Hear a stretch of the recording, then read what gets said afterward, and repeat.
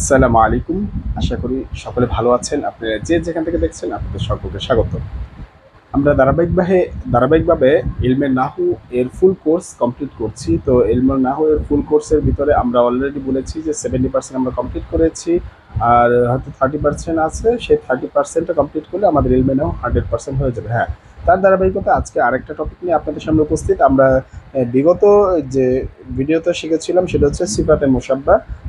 এই সিফাতে মুসাব্বা এরা কার অধীনে আছে এই জিনিসটা যদি আমরা একটু জানি। আসমাউল আমেলা যে আছে, আমরা জানি আমেল তিন প্রকারের হয়। একটা হচ্ছে হরফুল আমেলা, ফিআলুল আমেলা, আসমাউল আমেলা। তো আমরা হরফুল আমেলা শেষ করেছি, ফিআলুল আমেলা শেষ করেছি, এরপরে আসমাউল আমেলা যে এসএমগুলো আমল করে অন্য একটা এসএম এর শুরুতে। তো এই এসএম এর ক্ষেত্রে আমরা আমল এখন দেখতেছি যে তার থেকে আজকে আমরা যেটা আসছি সেটা হচ্ছে 7 নাম্বার। আসমাউল আমেলা মোট আছে 11 প্রকার। সে 11 প্রকারের মধ্যে আজকে আমরা 7 নাম্বার প্রকার নিয়ে কাজ করবো, সেটা হচ্ছে ইসমে তাফদীল। অলরেডি 6 প্রকার আমরা অলরেডি আলোচনা করে ফেলেছি, আপনার এখানে আছে। তো আপনারা যারা শিখতে চাচ্ছেন, বুঝতে চাচ্ছেন, দেখতে চাচ্ছেন, হ্যাঁ, তো এখন আপনারা এখান থেকে দেখতে পারেন। আজকে এইখানে আমরা আলোচনা করছি, সেই আলোচনার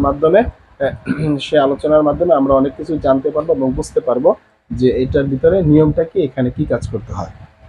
তো ইসমুল তাফদীল যে বিষয়টা সেটা কি, কিভাবে কোরআনে বা হাদিসে বা আরবি ভাষাতে কাজ করে সে বিষয়টা সম্পর্কে এখন একটু আমরা জানবো। যেরকম এখানে বলা আছে আপনার যে ইসমে তাফদিল কাকে বলা হয়। এট ফার্স্ট আপনাকে যে প্রশ্নটা যদি করা হয়, আপনি যদি এটার একটু ডেফিনেশনটা দেন, তো ডেফিনেশনটা কিভাবে দেবেন? ইসমে তাফদিলকে যদি আপনি বেসিক্যালি যদি আপনি ডেফিনেশন না বুঝেন, তো এটা সম্পর্কে আপনি কি পড়াশোনা করবেন বা কি জানবেন, ঠিক না? তো আপনার যেটা করতে হবে ফার্স্ট অফ অল সেটা হচ্ছে কি, যে আপনার এটার বেসিক সম্পর্কে পুরোপুরি একেবারে কনসেপ্টটা ক্লিয়ার থাকতে হবে। তো এই কনসেপ্টে যদি আপনারা কাজ করেন তাহলে আপনাদের জন্য ইজি হয়ে যাবে। তা আসেন আমরা দেখি। এখানে বলা আছে যে এসএম দ্বারা একাধিক ব্যক্তি বা বস্তুর যে এসএম দ্বারা একাধিক ব্যক্তি বা বস্তুর দোষ গুণ, এই দোষ গুণের আধিক্যতা কি বোঝায়? আধিক্যতা বা আধিক্যের তুলনা বোঝায়, মানে সবচেয়ে বেশি তুলনা বুঝায়, তাকে ইসমে তাফদীল বলা হয়। ইসমে তাফদীল কাকে বলা হয়? এখানে বলা হয় যে এসএম দ্বারা একাধিক, কত? একাধিক, একজন দুজন না, একাধিক, ঠিক আছে? এটা কম্পারেটিভ, আপনি যে কম্পারেটিভ এবং সুপারলেটিভ এবং পজিটিভ যে ডিগ্রিগুলো পড়েছিলেন, সেই যে তিনটা ফর্ম, সেই ডিগ্রির তিনটা ফর্মের মধ্যে এখানেও কাজ করে, সেম দ্যাট প্রসেস। তো এখানে হচ্ছে যে যে একাধিক ব্যক্তি বা বস্তু দোষ বা গুণের আধিক্যের আধিক্যের কি বুঝে? আধিক্যের তুলনা করা বুঝে। আধিক্যের তুলনা বয়স মানে তাদের মধ্যে একটা তুলনা করা বুঝে, তাদেরকে ইসমে তাফদীল বলা হয়। এটা ক্লিয়ার সংজ্ঞাটা? আশা করি আমি সংজ্ঞাগুলো মুখে বলে দিই, লিখি না, লিখলে আপনাদেরই সময় নষ্ট হবে এবং আপনারাও একটা কেমন হেজিটেশন ফিল করবেন। তো এটা আমি চাচ্ছি না, তাই মুখে বলে দিচ্ছি যাতে করে আপনারা সহজে বুঝতে পারেন। তো এটা গেল ইসমে তাফদীলের সংজ্ঞা, যেটা বলা হয় সেটা আমরা শিখে ফেললাম। তো মুখে মুখে আপনি যদি ভালো করে আত্মস্থ করতে চান, লিখে লিখে নিজে যদি শিখতে চান, তো আপনি চাইলে খাতা কলম নিয়ে বসে পড়তে পারেন। আর এরপরে আপনি আমার এই কথাগুলোকে ভালো করে ধরে ধরে শুনে, ভালো করে কয়েকবার শুনে, টেনে টেনে শুনে আপনি চাইলে খাতায় নোট ডাউন করতে পারেন। এটা আপনার ইচ্ছার উপরে। তো আমি যে বিষয়গুলো কাজ করব সেটা হচ্ছে বোর্ডে যেই বিষয়টা না লিখলেই নয়, যে বিষয়টা লিখতেই হবে সেটা আমি আপনাদেরকে বোর্ডে লিখে দেখাবো। তো এবার আসি, ইসমে তাফদীলের পরিচয় তো আমরা পেলাম। তো এখন ইসমে তাফদীল কিভাবে কাজ করে? ইসমে তাফদীল এরা যেহেতু আসমাউল আমেলার অধীনে, তো এই কাজ করবে বাক্যের মধ্যে, এর একটা কাজের নিয়ম আছে। সে কিভাবে কাজ করে?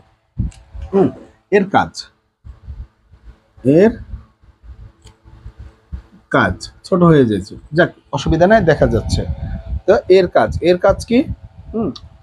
এর কাজ হচ্ছে যে এটা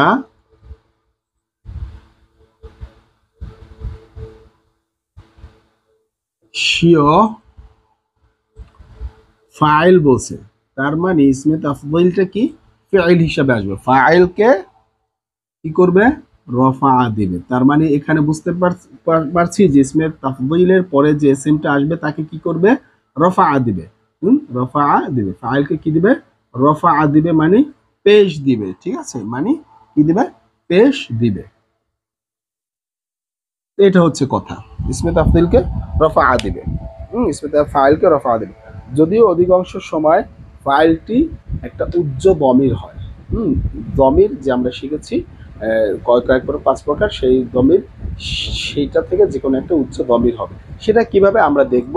তো এর পরে যদি ইসমে তাফদীলের পরে যদি প্রকাশ্য রূপে কোনো ইসম আসে, ইসমে ফাইল, ইসমে তাফদীলের পরে ইসমে তাফদীল, আমরা ওই ইলমে সরফের ভিতরে যে ইসমে তাফদীল শিখেছিলাম এখানেও সেটাই।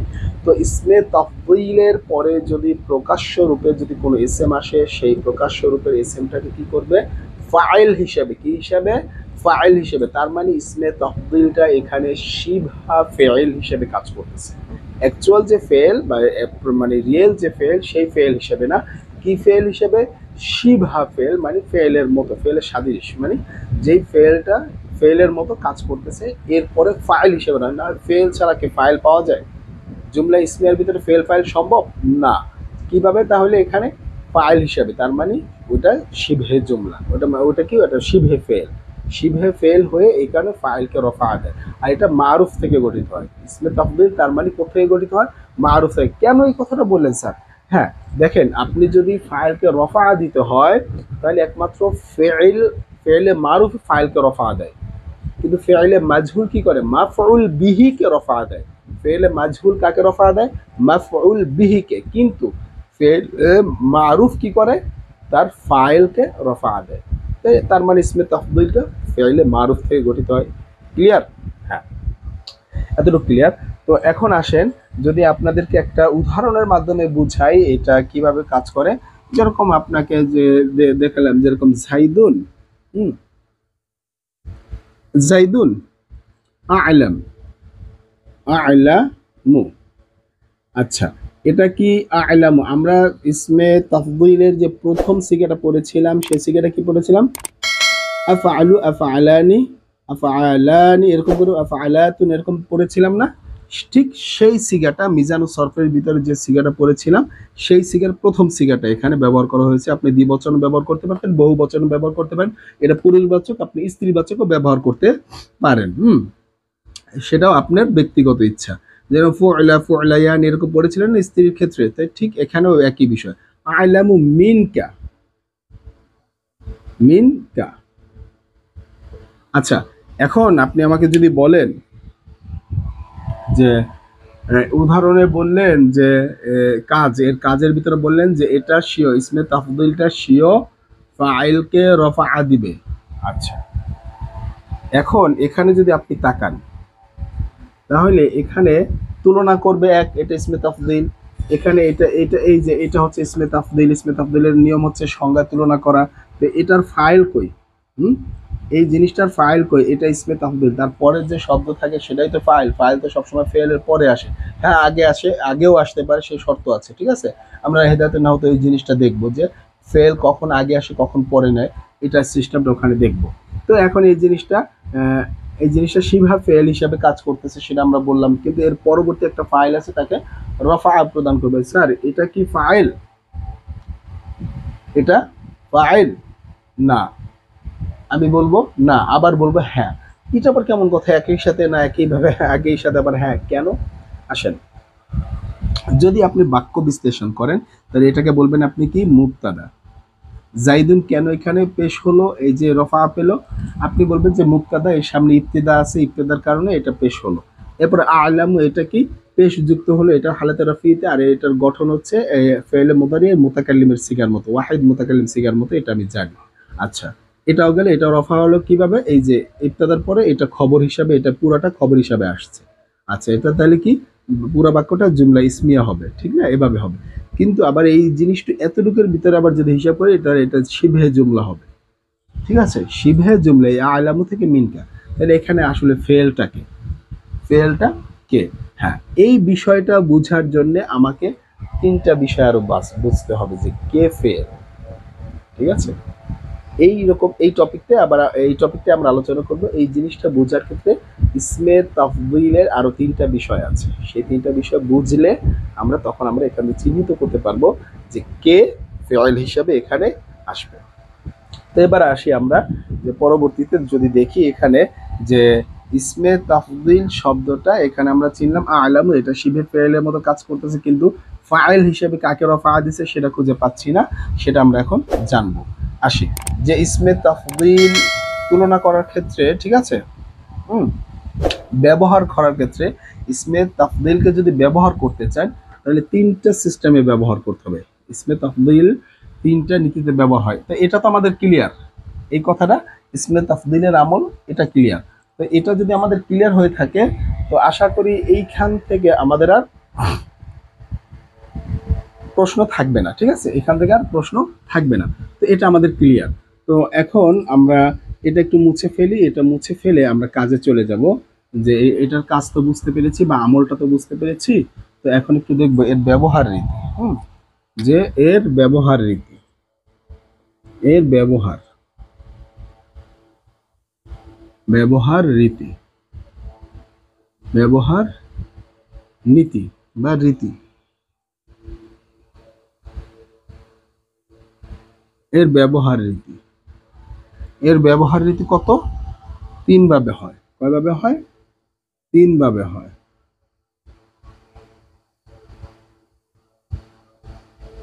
এর ব্যবহার রীতি কয় ভাবে হয়? তিন ভাবে হয়।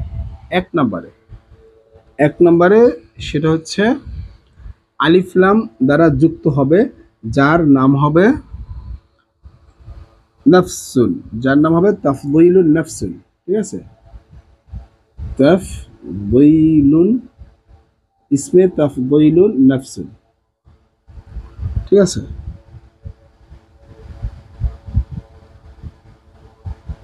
এই যে একটা, এটা যদি আলিফ লাম দিয়ে ইসমে তাফদীলটা যদি আলিফ লাম দ্বারা শুরু হয় তাহলে তাফদীলুন নাফসুন।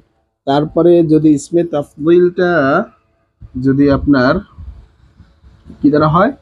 ইদফা হয়, মানে ইদফা মানে মুদফ মুদফ ইলাইহি হয়,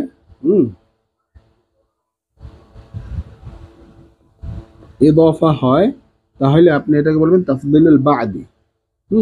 তাফদীলুল বাদি, ঠিক আছে। আর যদি এটা আপনার এই হয় যে মিন, হরফে জার মিন দ্বারা যদি ব্যবহার হয়, হরফে জার মিন, এটা এটা দ্বারা যদি ব্যবহার হয় তাহলে এটাকে আপনি বলবেন তাফদীলুল কুল্লি, তাফদীলুল কুল্লি, ঠিক আছে। এই তিন ভাবে ব্যবহার করবেন। এখন এই তিন ভাবে ব্যবহার করলে কখন কিভাবে ওই যে ফেয়েলকে খুঁজে বের করব, কোথায় ফেয়েল বসবে মানে ফাইল বসবে, কিভাবে সে ইসমে তাফদিলের পরে ফাইলটা পাবো না ইসমে তাফদিলের আগে ফাইলটা পাবো, সে বিষয়টা আমরা একটু চিহ্নিত করি। তো এগুলো হচ্ছে বেসিক ক্লাস, এগুলো যদি বুঝিয়ে এগুলো তোমরা পাবে। সুখবর হচ্ছে যে আমরা আপনাদের যে এই যে আরবি ব্যাকরণ শিখছে সেই আরবি ব্যাকরণের অ্যাপ্লাইটা, অর্থাৎ ইলমে নাহুর যে এই নিয়ম কানুন আমরা শিখছি সেই ইলমে নাহুর নিয়ম কানুনকে কিভাবে আমরা বাস্তবে একটা আরবি প্যাসেজের মধ্যে কিংবা আরবি বড় বড় যে রচনা আছে এই রচনা কিংবা একটা প্যারাগ্রাফ, এই প্যারাগ্রাফের ভিতরে আরবির যে এই নাহুর যে নিয়ম কানুনগুলো কিভাবে অ্যাপ্লাই করব সেই নিয়ম কানুনগুলোর উপরে আমি অলরেডি কাজ করা শুরু করে দিয়েছি। এ কারণে আমার ওই একটা প্লেলিস্ট আপনি পাবেন ইলমে নাহুর আলোকে, ইলমে নাহু ও সরফের আলোকে বেসিক টু অ্যাডভান্স লেভেলের এরকম একটা প্লেলিস্ট আছে, সেখান থেকে আপনি চাইলে দেখতে পারেন কিভাবে আরবি বাক্য তৈরি করতে হয়। আমি একেবারে শুরু থেকে একবার বেসিক থেকে শুরু করে অ্যাডভান্স লেভেলে যাব। তো সেখানে আমি আলোচনাটা অলরেডি করা শুরু করে দিয়েছি, কিছু ভিডিও আমি তৈরি করেছি 2-3টা, আরও ইনশাল্লাহ সামনে আসবে। তো আপনি ইনশাল্লাহ এগুলো যদি করতে থাকেন, এখানে শিখেন আর সেখানে যদি অ্যাপ্লাই দেখেন, তাহলে আপনি আরবি ভাষাটা জটিল মানে জটিলতা ভেঙে যাবে এবং আপনি সহজে আরবি ভাষাটাকে বুঝতে পারবেন এবং এর মর্মার্থ গভীর অর্থ বুঝতে পারবেন। আর অবশ্য এই ভাষার উপর আরো যত উপরের ধরনের লেভেলে আলোচনা আছে সেগুলো আমি করেই যাচ্ছি আর করব ইনশাআল্লাহ। তো এখানে আমরা বলেছিলাম যে ইসমে তাফদিল এর ব্যবহার রীতি তিন ভাবে হয়, তার মধ্যে থেকে একটা হচ্ছে আলিফ লাম যেটাকে আমরা তাফদিলুন নফস বলবো, আরেকটা হচ্ছে ইদাফা আকারে সেটা হয় তাফদিলুল বাদি, আরেকটা হচ্ছে মিন দিয়ে সেটা হচ্ছে তাফদিলুল কুল্লি, ঠিক আছে। এখন সেখান থেকে আমরা ফাইল খুঁজে বের করব যে কিভাবে আছে। তো এই ব্যবহার রীতি তিনটা শিখলাম, তার মধ্যে থেকে আমরা 1 নাম্বার 2 নাম্বার 3 নাম্বার এরকম সিরিয়ালে করি, ঠিক আছে। 1 নাম্বার 2 নাম্বার 3 নাম্বার এরকম সিরিয়ালে শিখবো। আচ্ছা চলেন, তো আমরা দেরি না করি, তো এখন আমরা সেটা শিখা শুরু করি। প্রথমে হচ্ছে 1 নাম্বারটা তাফদীলুল নাফসি, তাফদীলুন নাফসি। তাফদীলুন নাফসির ভিতরে যদি আমরা বলি 1 নাম্বারে যেটা ছিল তাফদীলুন তাফদীলুন নাফসি, ঠিক আছে, এটাকে আমরা এখন দেখব। এটা আলিফ লাম দ্বারা যুক্ত হবে। তাহলে কিভাবে, যে এরকম এখানে যদি আমরা ডিরেক্ট উদাহরণ দেখি, তাহলে উদাহরণ হচ্ছে এরকম, উদাহরণের মাধ্যমে আমরা বুঝবো, এত বিস্তারিত পড়বো না। যে এখানে হচ্ছে কাদের সাথে তুলনা করা, এই তাফদিলুন নাফস কার ক্ষেত্রে ব্যবহার করা হয় সেটা একটু আমি বলে দিই মুখে। তাফদিলুন নাফসের পরিচয় যদি আমরা বুঝতে চাই বা জানতে চাই, তাহলে তাফদিলুন নাফস হচ্ছে যখন কোনো তুলনা ছাড়া, যখন কোনো তুলনা ছাড়া, কোনো তুলনা না করে, কারোর সাথে কোনো তুলনা না করে কোনো ব্যক্তি বা বস্তুকে সবার সেরা বুঝায়, সবচাইতে সর্বোচ্চ বুঝায়, সবচাইতে সেরা বুঝায়, যেরকম আল্লাহর ক্ষেত্রে, নবীর ক্ষেত্রে, এরকম ভালো ভালো ব্যক্তিদের ক্ষেত্রে সবার সেরা। তো এইরকম জানি কারোর সাথে তুলনা করার প্রয়োজন হয় না, সবার সেরা তিনি। সেই রকম ক্ষেত্রে তাফদিলুন নাফস ব্যবহার করতে হয়। ঠিক আছে, উদাহরণ আমরা দেখি। উদাহরণ যদি আমরা দেখি, আমরা সংজ্ঞাটা তো চিনলাম যে তাফদিলুন নাফস সবার সেরা বুঝাতে, ঠিক না?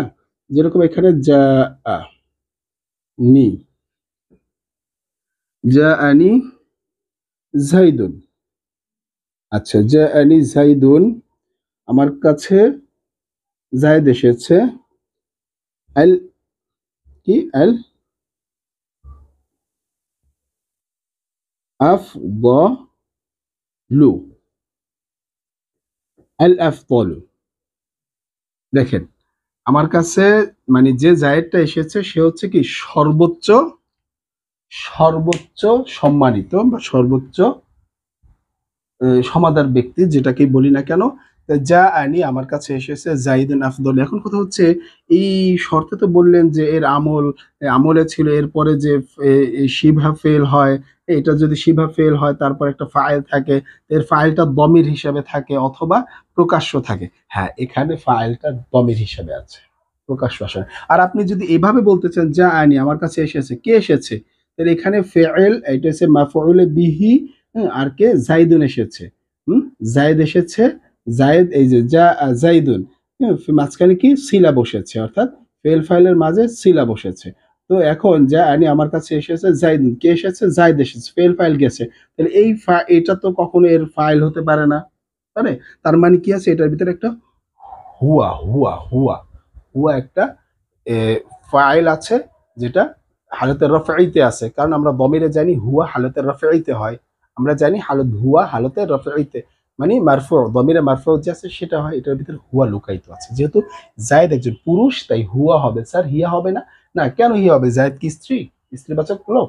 না, স্ত্রীবাচক না, এটা পুরুষবাচক, তাই এটা হুয়া হবে। ঠিক আছে, তো এটা গেল।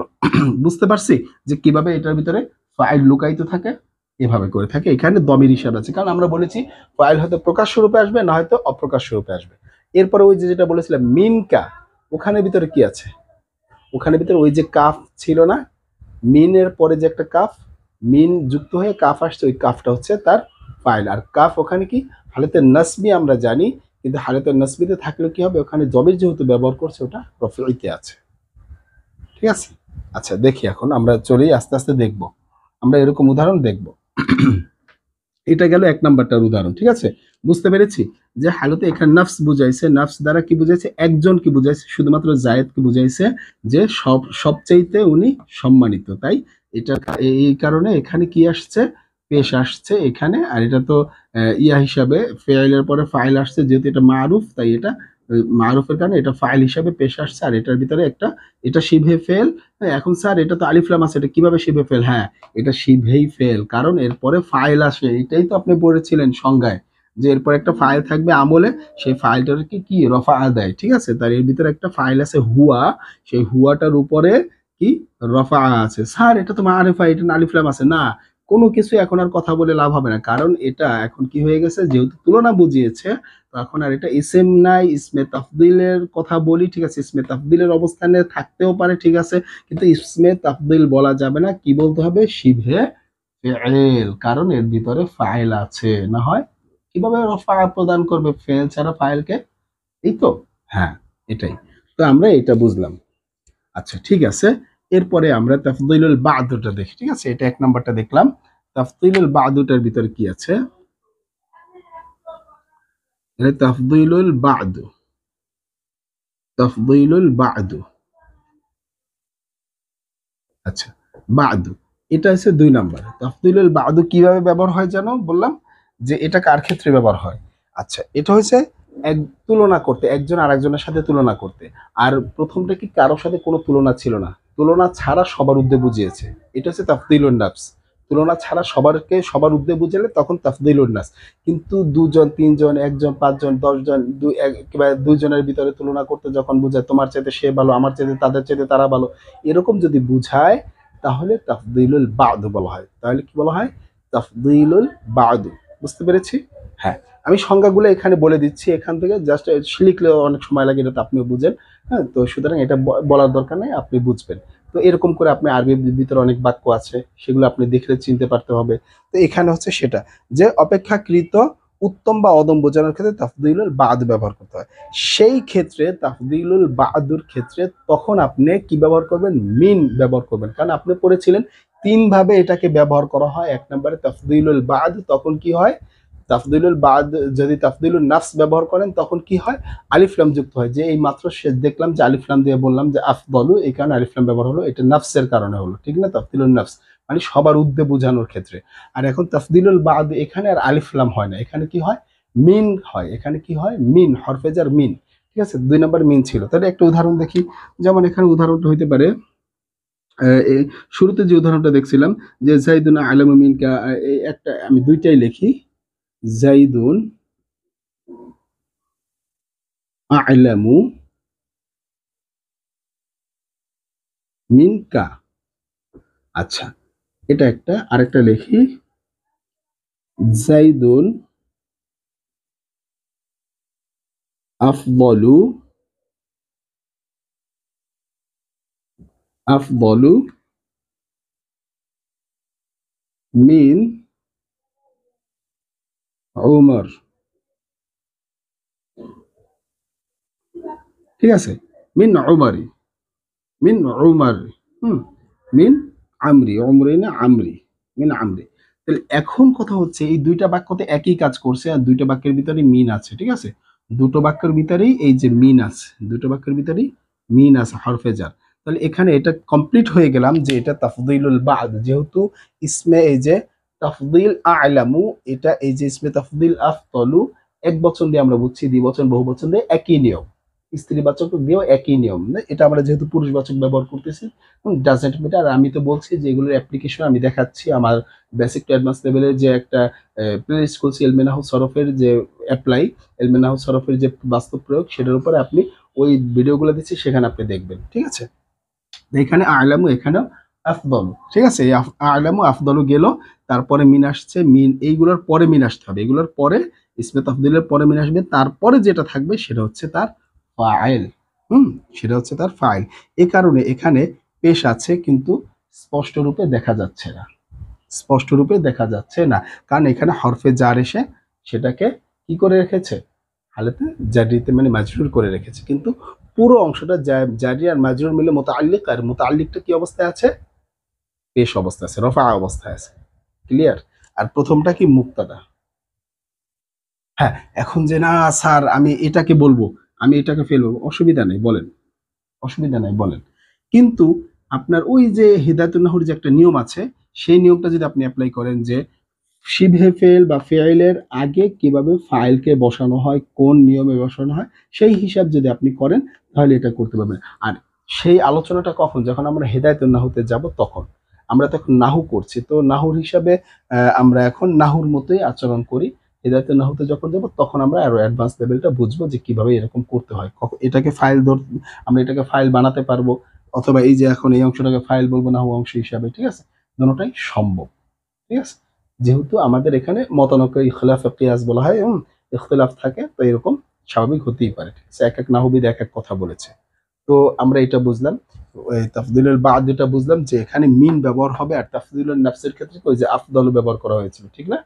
এখানে কি আলিফ লাম ব্যবহার করা হয়েছে, সেটা সবার ক্ষেত্রে, তাই মানে কারো সাথে তুলনা ছাড়া সর্বোচ্চ বোঝায়, মানে সবার সেরা বোঝায়, সেটা হচ্ছে তাফদিলুন নাফস। আর এটা কি? তুলনা বোঝাতে, 2 3 4 5 10 দুজনের মধ্যে তুলনা করতে বোঝাতে তখন তাফদিলুল বাদ ব্যবহার করা হয়। আর সর্বশেষ যেটা শিখছিলাম তাফদিলুল কুল্লি। সর্বশেষে এখন যেটা শিখবো সেটা কি? তাফদিলুল কুল্লি। আসেন আমরা একটু তাফদিলুল কুল্লিটা শিখি। তাফদিলুল কুল্লিটা কি? তো আশা করি এটা শিখলে আমাদের কাজ শেষ হয়ে যাবে। হুম, তাফদীলুল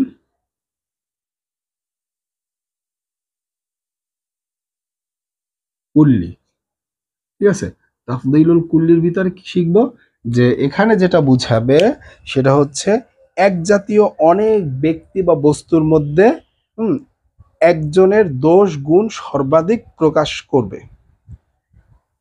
এক জাতীয় যেরকম মনে করেন মানব সভ্যতার মধ্যে অনেক ব্যক্তি আছে, ব্যক্তি বস্তু আছে, তাই মানব ব্যক্তি বস্তু তো অনেক ব্যক্তি আছে, তাই অথবা লোহা এর ভিতরে অনেক, সোনা এটার ভিতরে অনেক, তাদের সোনা জাতীয় যত আছে ব্যক্তি বস্তু, ঠিক। তাহলে এক জাতীয় ব্যক্তি বস্তুর মধ্যে থেকে একজন, আর এক জাতীয় অনেক ব্যক্তি বস্তু মধ্য থেকে একজন, হয়তো যদি ব্যক্তি হয় অনেক ব্যক্তির মধ্যে থেকে একজন, অথবা বস্তু যদি হয় তাহলে অনেক বস্তুর মধ্যে থেকে একজন।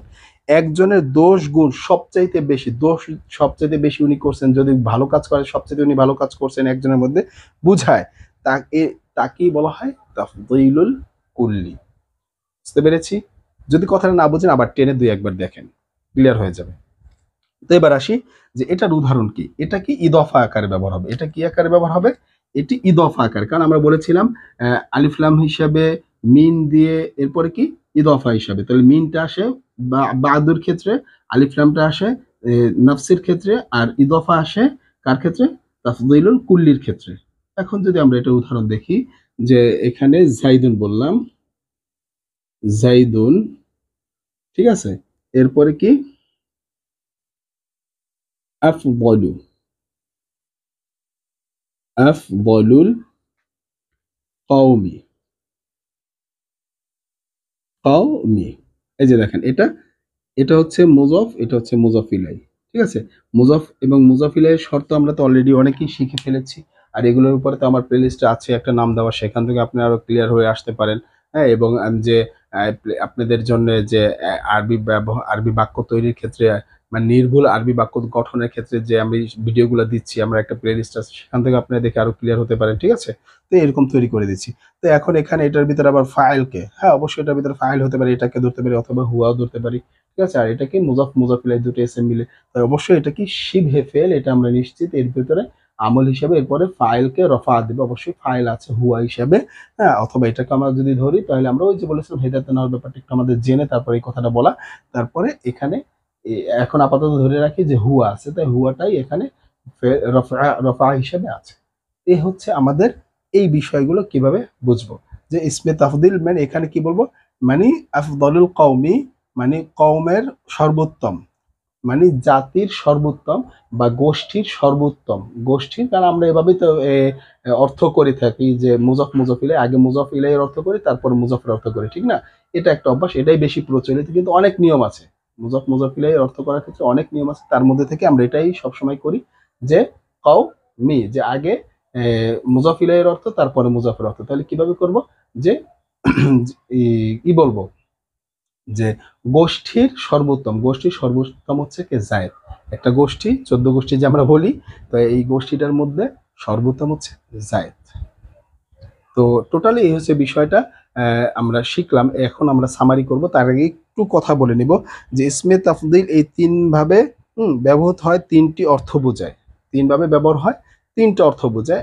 দেখ, নাফসের ক্ষেত্রে একরকম অর্থ বোঝাইলো, শুধুমাত্র সর্বাধিক বোঝালো এই একটা অর্থ, বাহাদুর ক্ষেত্রে কারোর সাথে তুলনা করা বোঝে এই একটা অর্থ, আর কুল্লির ভিতরে একটা শ্রেণীর ভিতরে সর্বোচ্চ বোঝায় এই একটা অর্থ। ঠিক আছে, একটা শ্রেণীর ভিতরে। কিন্তু এই নাফসের ভিতরে, নাফসের ভিতরে আর কুল্লির ভিতরে যদি পার্থক্য দেখেন, নাফসের ভিতরে এখানে ব্যক্তি বস্তু ইত্যাদি ইত্যাদি যা আছে সব থেকে সর্বশ্রেষ্ঠ হচ্ছে নাফস, আর কিন্তু কুল্লির ভিতরে শুধুমাত্র একটা শ্রেণীর ভিতরে বোঝায়, এটা একটু আপনার খেয়াল রাখতে হবে।